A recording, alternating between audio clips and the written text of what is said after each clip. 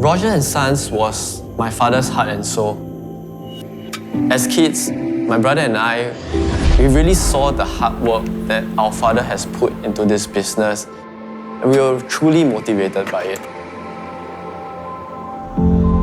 When we took over the company, we saw the opportunity to transform the business into a legacy that not only extends today, but to tomorrow and beyond as well.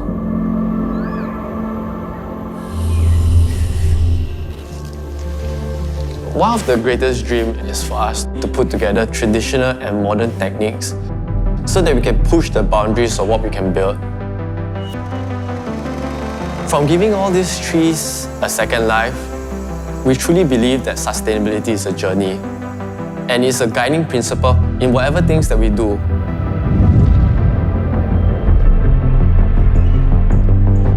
I would like to continue the heritage that my father started, and I want to be able to pass this on to generations to come.